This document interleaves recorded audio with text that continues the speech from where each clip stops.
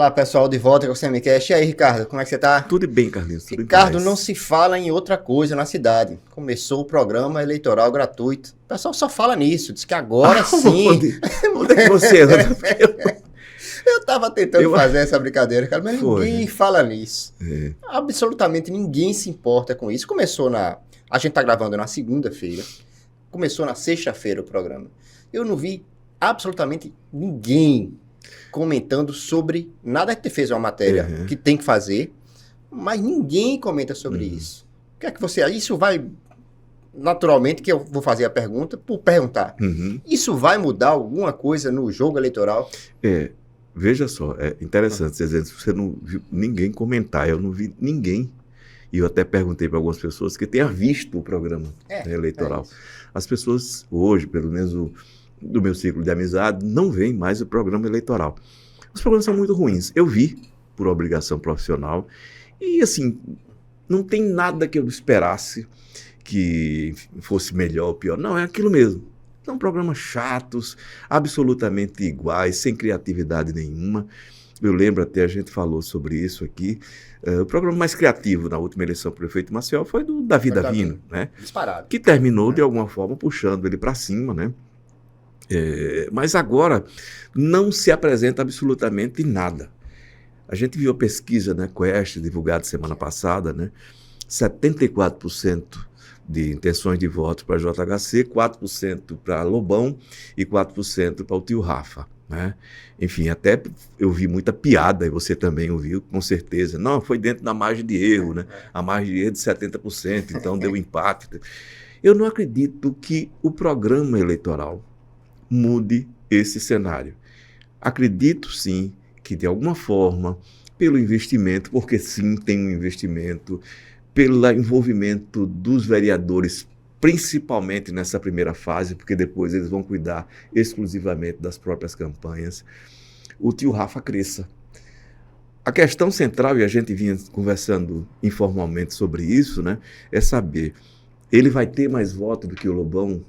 Ele passa o Lobão? Até acho que passa pelo fôlego, desde que o eleitor leve a sério a candidatura do tio Rafa.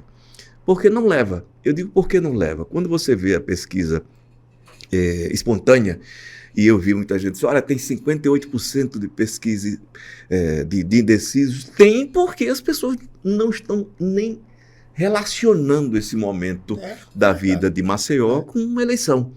Quando você apresenta os nomes dos candidatos, eita, JHC, que é o nome mais conhecido e é bem avaliado, inclusive pelo eleitorado do Bolsonaro e do presidente Lula. Os dois eleitorados, do Lula e do Bolsonaro, avaliam bem a gestão, a administração JHC. O que eu não concordo, nem com a dele, nem com o Paulo Dantas, eu sempre brinco, nunca apareceu um governo para que efetivamente, eu acho, agora encontramos um governo que efetivamente corresponda à minha expectativa, ou da minha geração mais militante, a geração que foi mais militante. Evidentemente, a gente sempre vai achar uma melhor do que a outra. Comparativo é dessa maneira. E pode-se, sim, até avaliar que, comparativamente, o JHC é melhor do que algumas administrações que passaram. Mas está longe, muito longe de ser algo que, efetivamente, eu me sinta satisfeito como cidadão, nem como jornalista, como cidadão. Tio Rafa, quando você olha, tio Rafa quer associar o nome dele, a candidatura dele, ao presidente Lula. Eu fico me perguntando, quer dizer, a associação que se faz com a candidatura dele é com o do senador Renan Calheiros. Sim. Né? Ou do senador Renan Calheiros, e dos senadores Renan Calheiros, né? Os dois são Renan Calheiros, e eles não são bem vistos pelo eleitorado de Maceió. Isso é um clássico já, né? Isso é um clássico. O guia eleitoral vai servir para provocar muita raiva em muita gente, que diz, puxa vida, vou parar de ver aqui meu telejornal, ou novela, seja lá o que for, né? O público é grande ainda que vê a televisão aberta. Você acha ainda grande? Não, que vê a TV aberta, né? Mas que não está satisfeito em receber aquela programação, né, eleitoral, por falta de criatividade. E não é gracinha, não. E não é o vômito do ódio, né, como a gente tem visto em algumas candidaturas, que não é o caso. nem do tio Rafa, nem do JHC, os dois não, são muito menos do Lobão, né? Eles não são candidatos do ódio, né? E, enfim, infelizmente esse tipo de gente não apareceu por aqui ainda, né? Pelo menos como candidato majoritário, né? Mas, assim, independentemente disso, as pessoas não prestam atenção no guia eleitoral e duvido muito que o guia altere 1% das intenções de voto. Podem outras ações de rua, que eu ainda acho que o corpo a corpo ele pode ser bom, né? Numa eleição para prefeito, mas quem faz o corpo a corpo em Maceió é o candidato a vereador. É o cara que vai para o bairro. E olha, a gente está falando de candidatos, e muitos deles, né, que já chegam lá com os cadastros, vão nas suas áreas específicas, onde eles têm votos, ou buscam votos, e aí puxam um candidato majoritário. Pelo que eu tenho sabido, o JHC está fazendo campanha nas corridas, né? Ele faz as corridas agora, né? Faz umas... São intervenções para redes sociais.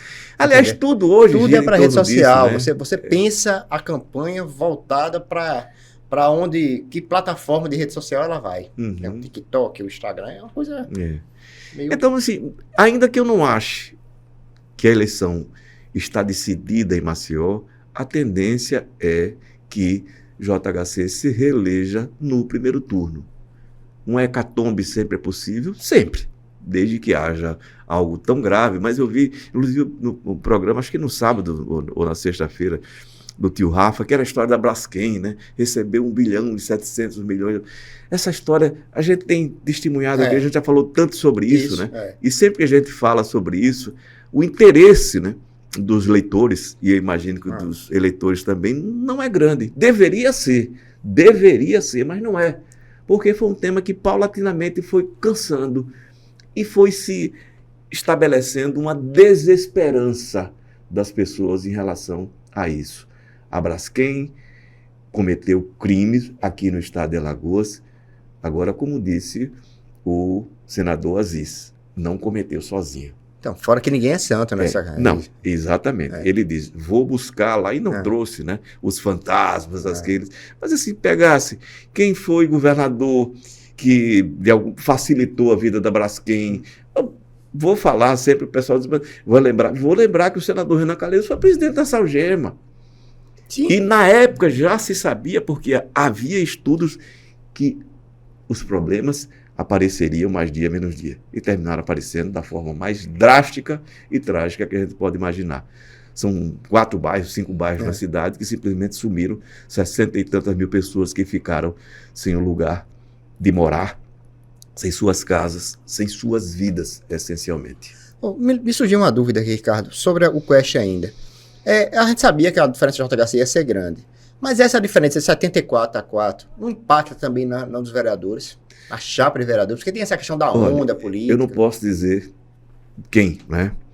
Mas, evidentemente, eu conversando com uma pessoa sobre isso e perguntando, né? Uma pessoa que está exatamente enfronhada nesse meio. Disse, olha, eu fui cuidar dos meus candidatos a vereador, são vários, né?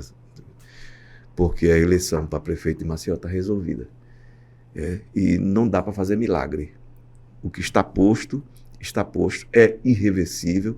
Repito, eu não tenho essa convicção da irreversibilidade, mas há uma tendência muito forte de reeleição de JHC no primeiro turno.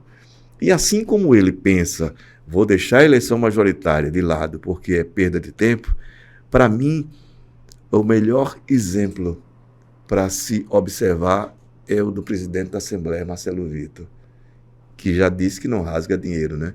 E não se envolve com eleição em Maceió. Acha que é perda de tempo e acha que é perda de dinheiro. E ele sabe trabalhar com esses 2 instrumentos fundamentais, né? Tempo e dinheiro. É isso, Ricardo. Eu vou para a dica cultural, eu vou dar uma dica para a turma da TV aberta. O que fazer na hora do programa eleitoral? Né? Veja um filme. Poxa, lê um livro, veja um filme. Então, assim, ouça música. A gente está gravando na segunda. No final de semana, o Walter Salles apresentou um filme chamado Além do que se vê, do Festival de Venezas, e ele recebeu 10 minutos de aplauso. A Fernanda Torres, enfim. Então esse filme eu não vi ainda, ninguém viu esse filme, O Além do que se Vê, mas eu vi. É o Rubem Paiva, né? A história do Rubem Paiva. Sequestro e assassinato, né? No corpo que nunca apareceu, né? Eu vi Terra Estrangeira, que é o primeiro filme dessa dupla, do Walter Salles com a Fernanda Torres, e ele está no Netflix. Ele fez também 95. Abril Despedaçado, né? Dele, né? Mas Terra Estrangeira é o primeiro filme. E eu acho maravilhoso, um filme que eu revisitei há pouco tempo atrás. É um filme muito bonito, a fotografia é muito bonita, né? E tá lá no Netflix. Então, antes de você ver o Além de se Ver, vê o Terra Estrangeira, Walter Salles e Fernanda Torres. Ele me parece uma pessoa muito interessante, né? As entrevistas dele são normalmente muito boas, né? Do Walter, né? Eu acho ele maravilhoso. Figura muito sensível, né? Cara muito interessante. Botafoguense, né? Bom, ninguém é perfeito. Ninguém é perfeito, né? E a Fernanda Torres, eu acho ela, se não a melhor, uma das 5 maiores atrizes do país. Eu adoro a Fernanda Torres, sou fã. Ela e a Fernanda Montenegro, mas a Fernanda Torres eu sou fã. A Fernanda Montenegro já virou, enfim, uma entidade, né? Uma entidade, bem resolvido. A minha dica é um livro. Esse livro é extremamente interessante. A gente estava falando aqui do Celso Tavares, né? Isso. O Celso tinha história, eu me lembro, eu brincava muito com ele, digo, Celso, não sei como é que você aguenta chegar nos cantos para falar sobre dengue, todo mundo dizia, vem esse cara de novo com essa história do dengue, e para ele isso era de fato uma missão de vida, né? E quando a gente vê esse livro, gente, O Mosquito, é de um historiador americano, Timothy Winegard, sobre a história do mosquito e dos conflitos humanos, como os mosquitos interferiram de forma fatal nos grandes conflitos da humanidade. Ele pega da história antiga para cá, né? É um livro muito bem escrito, uma pesquisa de muito fôlego, né? Ele mostra, por exemplo, entre outras coisas, que os mosquitos matam até hoje, e continuam matando, inclusive no Brasil, né? De dengue, né? Mais de 2 milhões de pessoas por ano decorrentes de doenças provocadas pelos mosquitos. 2 milhões. É gente pra caramba, né? E são nada mais, nada menos, é uma estimativa, obviamente, porque ninguém conta, né? 110 trilhões, como ele diz aqui, de assassinos quase invisíveis atacando a humanidade. Tem uma boa notícia. Ele mostra que a tecnologia hoje já permite que você simplesmente extinga os mosquitos. É possível? É um investimento alto? Evidentemente que à medida que você vai ampliando a escala, né, o custo dessa tecnologia vai diminuindo. Mas se você observar quanto a saúde pública no mundo gasta em decorrência do mosquito, vale muito a pena. É um livro delicioso, é uma história que, enfim, evidentemente você vai chegar a algumas conclusões. Isso aqui ele acha, mas como ele fundamenta cada história de cada conflito com a presença do mosquito é maravilhoso, porque ele foi buscar documentos até onde não tinha. Vale muito a pena. O Mosquito é um livraço. Livraço. E agora você começa a criar mais um hater, né? Defensores de vinho, bolsonaristas e agora os defensores de mosquitos. Não, pelo contrário, atacantes de mosquitos.